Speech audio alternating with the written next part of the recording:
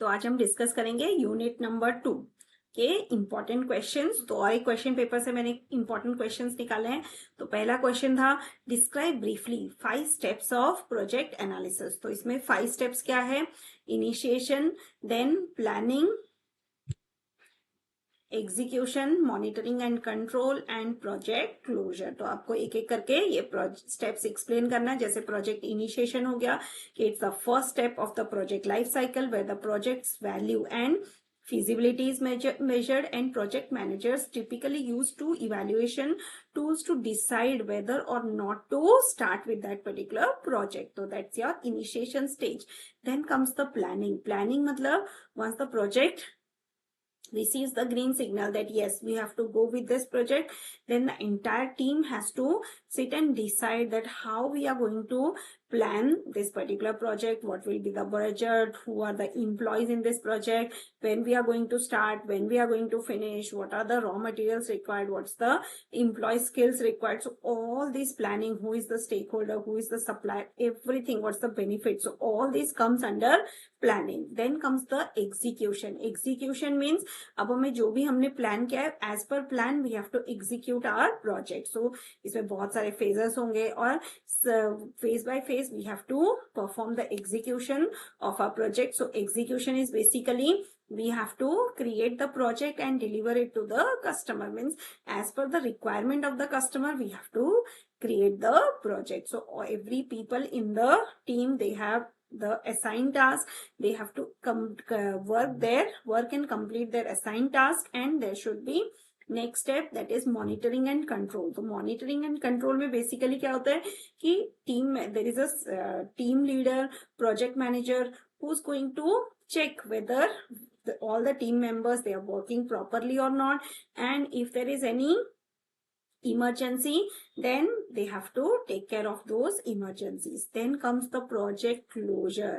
So finally when the project is complete, so they have to finish and deliver it to the customer, and finally close the project, release all the resources, all the employees, and they can also note down that what are the major learnings from this project, what they have learned, what kind of mistakes has happened, and how they can improve upon those mistakes in the next project. So this is the 5 steps for project.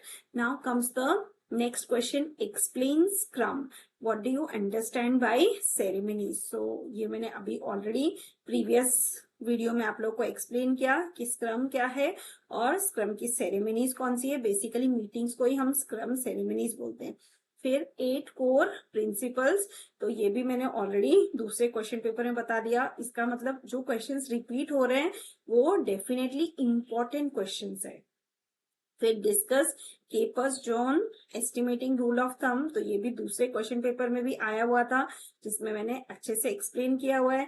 तो ये भी एक important question हो गया. Now what are the problems generally faced during effort estimation.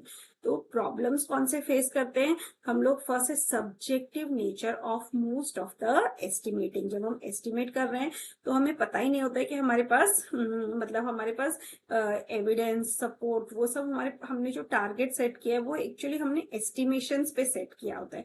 दूसरा क्या होता है पॉलिटिकल प्रेशर हो सकता है. मतलब people they want to work but it might be possible that the project might get struck up due to some reason. Managers may wish to reduce the estimated cost in order to win the support for acceptance of the project proposal, and based on that the project's estimated cost may be reduced. Changing technologies. हमने कोई technology decide की but बाद में क्या हो गया technology change हो गई. तो people need time to learn that particular technology. And project differs. Software project, they are different from one another. That's why if we apply one technique to one project, it may not be applicable to another project. So we have to think that how we have to learn from different projects and apply it to this particular project. So next question है explain briefly Albrecht function point and solve the following questions. So ये Albrecht function point ये मैंने already आपको explain कर दिया है. but ऐसे type के अगर आपको क्वेश्चन आते हैं number of user inputs 10 simple, number of user outputs 7 simple, number of user inquiries 3 average number of user files, 6 average number of external interfaces, 1 complex, and you have to calculate the unadjusted function points.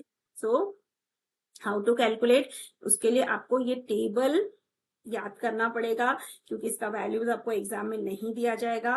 ये देखिए, ये जो table है इसमें values दिया हुआ है कि external inputs, external output, external inquiry, then logical interface file and external interface files.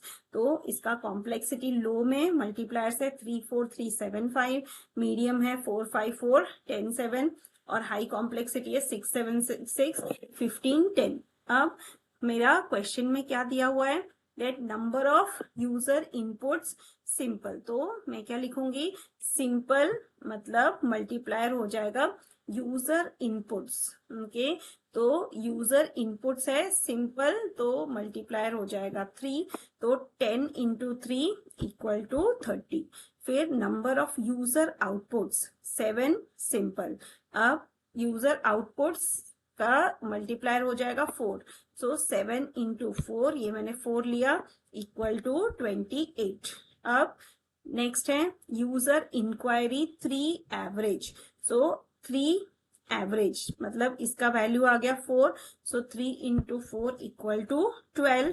फिर नेक्स्ट आ गया number of files average 10 average, तो ये देखिए 6 फाइल्स है जिसका कॉम्प्लेक्सिटी है एवरेज, एवरेज मतलब मल्टीप्लायर हो गया 10, तो 6 इंटू 10 आ गया 60। फिर एक्सटर्नल इंटरफेसेस है 1 एंड कॉम्प्लेक्स, तो कॉम्प्लेक्स का वैल्यू है अगेन 10, यहाँ पर लो, मीडियम एंड हाई कॉम्प्लेक्सिटी है तो वैल्यू है 10, तो 1 इंटू 10 10। अब ये आपको सारे वैल्यूज को ऐड करना है, ये देखिए सब वैल्यूज को आपने ऐड कर दिया तो आपका अनएडजस्टेड फंक्शन पॉइंट्स आ गया 140। So 140 is the unadjusted function point. So with this, we have completed one more question paper of Unit 2. Thank you.